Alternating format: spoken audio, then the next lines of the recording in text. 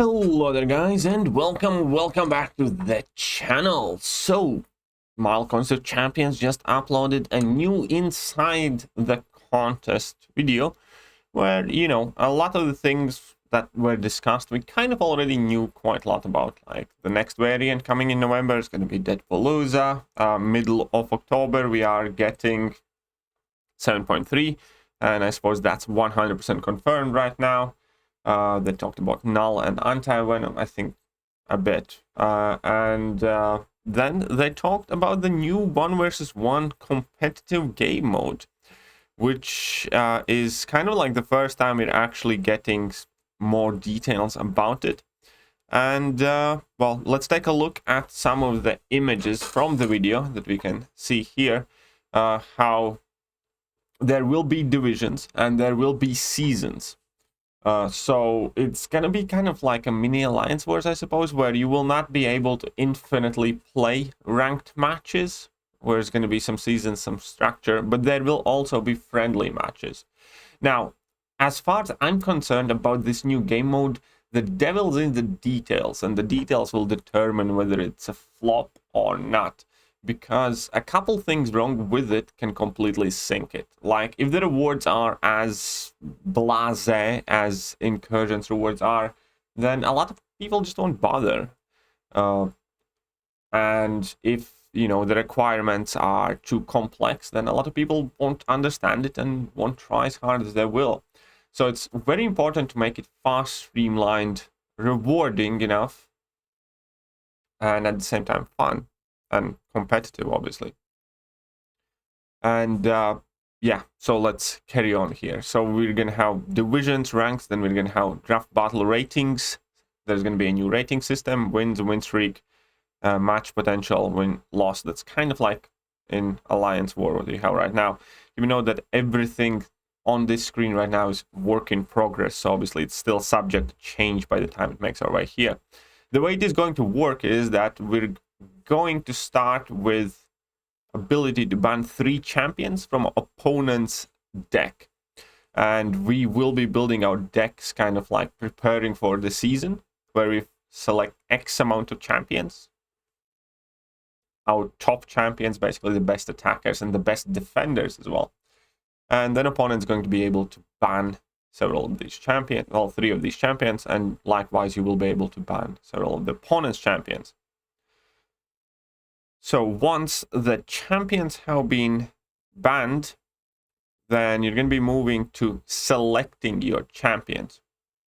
And you're going to be selecting them one by one, kind of real time, and you're going to be seeing what opponent is picking, which is again going to be quite important nuance to maybe not necessarily go for, the top meta characters all the time, but go for the champions that, opponents might struggle with.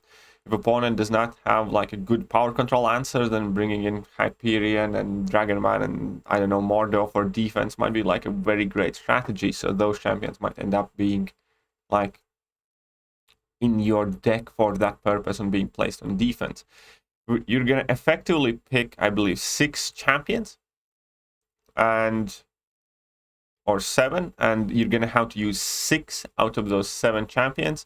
3 for offense and 3 for defense, and then you're gonna basically just end up getting matched together, and well, you can see who wins by whatever criteria that's required. And we're gonna see those criteria in a second. Here are some more screenshots and how it is potentially going to look like, and then we can move on to the current scoring requirements, I suppose. So it's going to be attacker HP remaining, defender HP remaining, if any, and fight durations. So that's currently the scoring system. They did speak, however, about changing the win conditions season per season. So it might not necessarily be who KOs the opponent fastest with least damage taken. It might be who survives the longest, or who, I don't know, performs most dexes without getting hit, or whatever you can imagine. They said that they do want to experiment with it, and I'm kind of up for that. If the seasons aren't too long. Because one of the current things with Alliance Wars and why the game mode is not performing as well as it should is because it's stale. And when Kabam does mess up and when they do something that feels boring, it takes really long time to change it and to kind of like fix that error, which, you know, is kind of a big thing. With the solo competitive mode, I hope that they can be more dynamic, and I hope that these, you know, seasons last like, I don't know, 2 weeks, 1 week off, 2 weeks, 1 week off, and then we only need to deal for 2 weeks and or maybe a week and 3 days off or something, just so it's not an entire month. Let's say if they select who hits opponents block the more times, and then it turns out that, you know, Red Skull is wrecking everybody because of the damage given back, or Penny or somebody's like, there's some unintended interaction, and, you know, the entire event is dominated by a couple of attackers, and it just feels boring and pale and it's nothing engaging. Which, you know, I'm sure that there will be some mistakes along the way, but it's very crucial that it doesn't feel like a really long slogfest to kind of stick it out, should they happen to have a misstep and deciding these win conditions or other factors in it.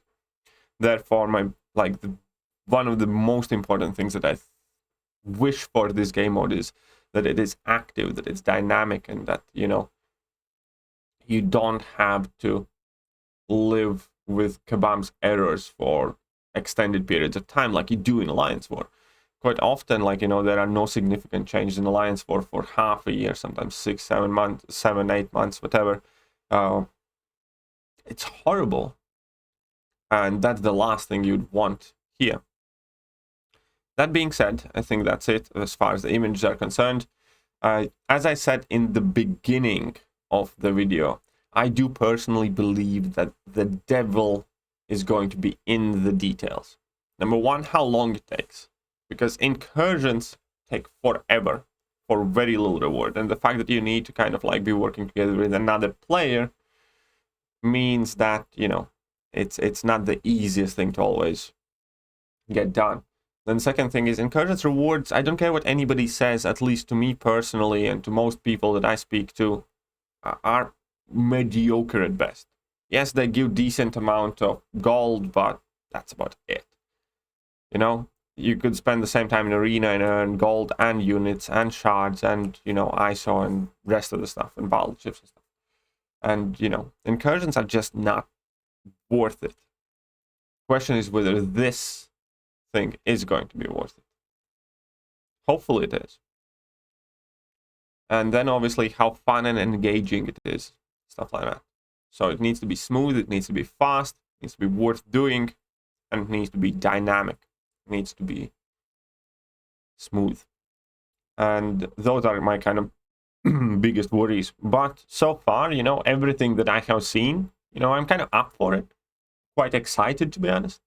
I definitely want to see how I fare, and you know, whether I would enjoy this game mode and whether I'd pay much attention to it and how exactly they're going to implement it and stuff like that. So that's something I'm definitely really looking forward to, and I do hope that they bring it to us as soon as possible. That being said, I think it's about it. Let me know what are your thoughts about what you heard in this video. I will leave a link to the inside the contest video from Kabam as well, so you can hear it fully explained to you by Kabam staff rather than me if you want. And yeah, drop a comment. Let me know what you think about this new game mode and how it will affect the game, or it's just going to be another incursion flop. That being said, so yeah.